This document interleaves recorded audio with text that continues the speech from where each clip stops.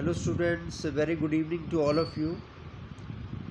आज जो हम टॉपिक डिस्कस करने जा रहे हैं वो इस चैप्टर का लास्ट टॉपिक है और वो है पुनर्जागरण के प्रभाव, द इफ़ेक्ट्स ऑफ रेनेसा और द इम्पैक्ट ऑफ रेनेसा। तो ये तो आप जान गए हैं कि जो पुनर्जागरण है वो एक बौद्धिक और सांस्कृतिक आंदोलन था, और इसके विस्तार में आपने जाना कि किस प्रकार से बौद्धिक क्षेत्र में और सांस्कृतिक क्षेत्र में, चाहे वो चित्रकला हो, संगीत कला हो, भवन निर्माण कला हो, साहित्य के क्षेत्र में कितनी जो है उन्नति हुई इस काल में, पुनर्जागरण काल में। यानी यूरोप में 14वीं से 17वीं शताब्दी तक का जो काल है वो बहुत ही उल्लेखनीय काल रहा और इसने मनुष्य जीवन को बदल के रख दिया। पुनर्जागरण के बहुत से सामाजिक, धार्मिक, आर्थिक, राजनीतिक, सांस्कृतिक प्रभाव हुए जिनके बारे में पढ़ना बहुत ज़रूरी है। तो सबसे पहले हम सामाजिक प्रभावों के बारे में लेंगे। एक तो ये कि इसने व्यक्ति की सोच में बदलाव कर दिया, जिज्ञासा उत्पन्न होना, अ फीलिंग ऑफ इंक्वायरी। देखिए, पहले क्या था कि इंसान, यूरोप में रहने वाला इंसान केवल चर्च पर निर्भर था। जो पोप ने कह दिया, जो पादरी ने कह दिया, वो उसको मान लिया करता था। उसके अंदर कोई जिज्ञासा की भावना नहीं थी। लेकिन पुनर्जागरण आंदोलन के कारण मनुष्य में इंक्वायरी की जो एक भाव है, जिज्ञासा का भाव है, वो जागृत हो गया। दूसरी बात ये कि तर्क को प्रधानता मिली। अब हरेक बात को मनुष्य जो है तर्क की कसौटी पर परखने लग गया, चाहे वो ईश्वर के संदर्भ में बात कही गई हो, चाहे वो विज्ञान के संबंध में बात की गई हो। जैसे कुछ चीज़ें थी जो बहुत सी भ्रांतियाँ, बहुत से अंधविश्वास प्रचलित थे, उन भ्रांतियों और अंधविश्वासों से निजात मिली। जैसे देखिए, आपने ये जाना कि बरसों से ये माना जा रहा था कि पृथ्वी ही ब्रह्मांड का केंद्र है, लेकिन वो धारणा टूटी। ठीक है, लोगों ने ये मान लिया कि अब पृथ्वी नहीं बल्कि सूर्य जो है ब्रह्मांड का केंद्र है। ठीक है, तो धीरे धीरे ये पुरानी मान्यताएं टूटी और तर्क को प्रधानता दी। अब हर एक चीज़ तर्क के आधार पर कही जाने लगी। ठीक है, सामाजिक प्रभाव ये भी हुआ कि स्त्रियों की दशा में सुधार हुआ। पहले, पुनर्जागरण से पहले, स्त्री को भोग विलास की वस्तु समझा जाता था, उसको ज़्यादा तवज्जो नहीं दी जाती थी। लेकिन अब स्त्री को महत्व दिया जाने लगा, जिसका हमें पता लगता है कि उस समय की पेंटिंग्स के हिसाब से भी। देखिए, मोनालिसा जो पेंटिंग थी, आप जानते हैं कि एक सुंदर स्त्री को जो है उसमें चित्रित किया गया है और उस पेंटिंग में उसको मुस्कुराते हुए दिखाया गया है। तो ये बहुत कुछ बताती है उस समय स्त्री की दशा के बारे में। और बहुत सी उस समय विदुषी स्त्रियां थीं जिन्होंने विभिन्न ग्रंथ भी लिखे और वो विभिन्न शास्त्रार्थों में भाग भी लिया करती थी। जो मतलब आप ये कह सकते हो कि धर्म के नाम पर जो वाद विवाद हुआ करते थे उसमें वो पार्टिसिपेट किया करती थी। तो इससे अच्छा, एक चीज़ और कि अब स्त्रियों ने अपने शरीर को और सुंदर करना सीख लिया। जैसे पहले जीवन बड़ा सादा था, अब स्त्रियों ने इत्र लगाना, लिपस्टिक लगाना, नेल पॉलिश लगाना, बालों को रंगना जो है आरंभ कर दिया था।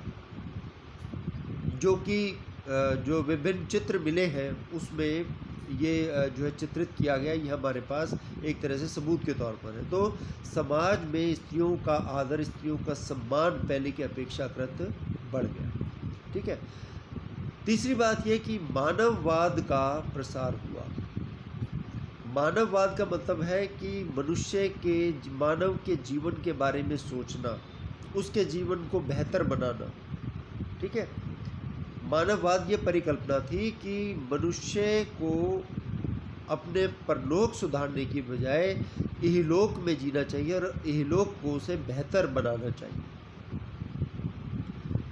यानी अपनी अपनी जो शक्तियां हैं, मनुष्य ने पुनर्जागरण काल में उन्हें पुनः पहचाना। अब तक तो वो नियतिवादी हो गए थे, भाग्यवादी हो गए थे। जो नियति में है, जो डेस्टिनी में वो होगा, जो भाग्य में वो होगा, जो ईश्वर है वो सर्वशक्तिमान है, जो वो करेगा वो स्वीकार किया करते थे। लेकिन अब उन्होंने अपने जीवन को बेहतर बनाना सीख लिया और इस जीवन को सुखी बनाने के लिए उन्होंने भिन्न भिन्न आविष्कार करने शुरू कर दिए ताकि उनका जीवन और बेहतर बन सके।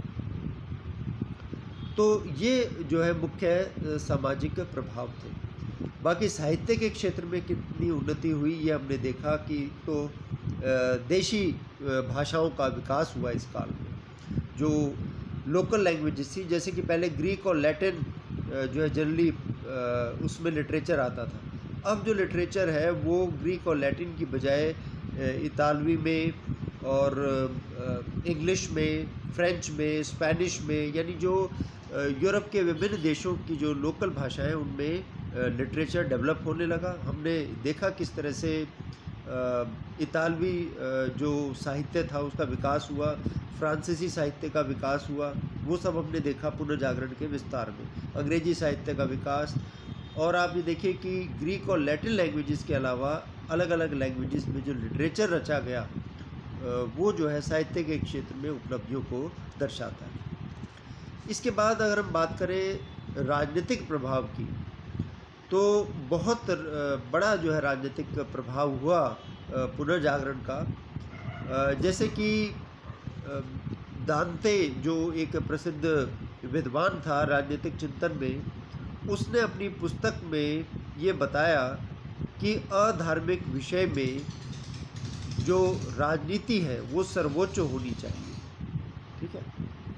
और इस युग की सबसे महत्वपूर्ण रचना जो थी वो मैकियावेली की द प्रिंस थी, जिसकी तुलना मैंने आपको बताया कि अर्थशास्त्र की तुलना की जाती है द प्रिंस से। तो उसमें द प्रिंस में मैकियावेली के अनुसार धर्म ने राज्यों को निर्बल बनाया। ये कहा कि जो धर्म है ये राज्यों को निर्बल बनाता है, और उसने धर्म को राज्य के अधीन बताया है, राज्य से ऊपर नहीं बताया है। जैसे अब तक तो सब कुछ चर्च के अनुसार हो रहा था, तो उसने निरंकुश राजतंत्र की वकालत की। ठीक है। पोप और ईसाइयों ने मैकियावेली की कटु आलोचना की इस बात पे कि वो इस तरह से कह रहा है। उसकी पुस्तकों पर प्रतिबंध भी लगाया, उसको शैतान के अवतार के नाम से पुकारा जाने लगा। लेकिन उसने कुछ ऐसे राजनीतिक सिद्धांतों का प्रतिपादन किया जिसके कारण उसे आधुनिक चाणक्य की उपाधि दी जाती है। जैसे चाणक्य ने अर्थशास्त्र लिखी थी, ऐसे ही मैकियावेली की द प्रिंस जो है बहुत पॉपुलर हुई। और इस काल में उसके अतिरिक्त इंग्लैंड का एक हॉब्स था जिसने राजनीतिक चिंतन पर अनेक रचनाएं लिखी थी। तो राजनीतिक के क्षेत्र में भी पुनर्जागरण का काफ़ी प्रभाव हुआ। और फिर कला की उन्नति हुई। आपने देखा किस प्रकार से चित्रकला, माइकल एंजेलो, आपने लियोनार्डो दा विंसी का नाम जाना, बोकासियो और बहुत से जो पेंटर्स और स्कल्पचर्स हुए इस काल में, यानी जो है मूर्ति बनाने वाले और चित्र बनाने वाले। और स्थापत्य कला का कितना विकास हुआ, कितने सारे चर्चेस का निर्माण हुआ, जैसे सेंट पीटर्स चर्च इन रोम, जो कि आज जो है कला का एक उत्कृष्ट नमूना प्रस्तुत करता है। और किस तरह से संगीत कला का विकास हुआ, उसमें बहुत से संगीतकार, मोजार्ट जैसे संगीतकार हुए जिनकी सिम्फनी जो है आज भी सुनी जाती है। बहुत सी धुन जो है भारतीय गीतों की भी, भारतीय फिल्मी गीत जो है, मैं जानता हूँ कुछ ऐसे गाने हैं जो कि मोजार्ट की सिम्फनी पर बने हुए हैं। You won't believe it but it's true. जैसे एक गीत मुझे ध्यान आया है, एक बहुत ही पॉपुलर, बहुत ही पुरानी मूवी का है, शायद आप इस गीत से अवगत ना होंगे, कि इतना न मुझसे तो प्यार जता कि मैं एक बादल दीवाना। तो मोजार्ट की ये सिम्फनी है जिस पर वो ये गीत आधारित है। तो कहने का अर्थ ये है कि पुनर्जागरण का प्रभाव न केवल यूरोप पर पड़ा, बल्कि आज तक जो है भारत पर भी इसका प्रभाव पड़ रहा है। आपको जान के आश्चर्य होगा कि बहुत से गीत आज भी जो बनते हैं वो मोजार्ट की सिम्फनी पर आधारित हैं। अच्छा, विज्ञान के क्षेत्र में उन्नति हुई। आप देखो किस तरह से तर्क को प्रधानता देकर और रोजर बेकर ने प्रयोगात्मक पद्धति पर बल दिया। प्रयोगात्मक मतलब प्रैक्टिकल नॉलेज पर। खगोल शास्त्र के क्षेत्र में कोपर्निकस का योगदान हम नहीं भूल सकते। केपलर, जो उसने बताया कि जो ग्रह है वो सूर्य की परिक्रमा करते हैं, कि पृथ्वी भी सूर्य की परिक्रमा करती है। न्यूटन ने गुरुत्वाकर्षण जैसे सिद्धांत बताए, और ये जो है वैज्ञानिक उन्नति हुई। दूरबीन का आविष्कार किया गैलीलियो गैलीली ने, ठीक है। अच्छा, इसके बाद एक और जो प्रभाव पड़ा वो था धर्म सुधार आंदोलन। देखिए, जब ईसाइयों को ये लगा कि अपने धर्म में बहुत सारी बुराइयां हैं, बहुत सारे अंधविश्वास व्याप्त हैं, बहुत सी भ्रांतियां हैं, तो और चर्च बहुत शक्तिशाली था मध्यकाल में। आप जानते हैं कि राजा से भी ज़्यादा शक्तिशाली हो जाता था। Actually church was the state with in the state. राज्य के भीतर एक राज्य के समान था चर्च। तो वो भी मान्यता टूटी। अब बहुत से व्यंग कसे गए साहित्यकारों द्वारा चर्च के जो रीति रिवाज थे या चर्च के जो तरीके थे, और तर्क की प्रधानता, मानवतावाद और सौंदर्यवाद पर बल दिया गया। और मार्टिन लूथर एक ऐसा धर्म जो है सुधारक हुआ जिसने he started the reformation movement. धर्म सुधार आंदोलन उसी ने आरंभ किया था, और उसको देखते हुए स्विट्ज़रलैंड का ज़्विंगली और बहुत सारे जो धर्म को सुधारने वाले जो है इस काल में जो प्रवर्तक थे वो पैदा हुए। आखिरी जो प्रभाव हम लेंगे वो उद्योग, व्यापार और वाणिज्य का उत्थान। नेचुरली जब लोगों का दृष्टिकोण भौतिकवादी हो गया, तो अब वो अधिक से अधिक उद्योग स्थापित करने लगे, व्यापार करने लगे। व्यापार वाणिज्य का उत्थान हुआ, करेंसी डेवलप हुई, उससे और ज़्यादा जो है विस्तार हुआ व्यापार वाणिज्य का। नए नए मार्गों की खोज हुई, भौगोलिक खोजें हुई इस काल में, ठीक है।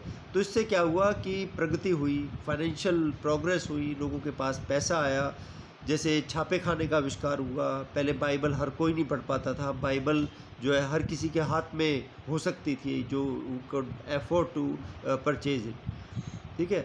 तो इस काल में बहुत से ऐसे परिवर्तन हुए, भौगोलिक परिवर्तन। जैसे आप ये देखो कि वास्को डी गामा, कोलंबस जैसे व्यक्तियों ने नए नए देशों की खोज की, और उन देशों की खोज करने से क्या हुआ, वहाँ पे उपनिवेश स्थापित हो सके।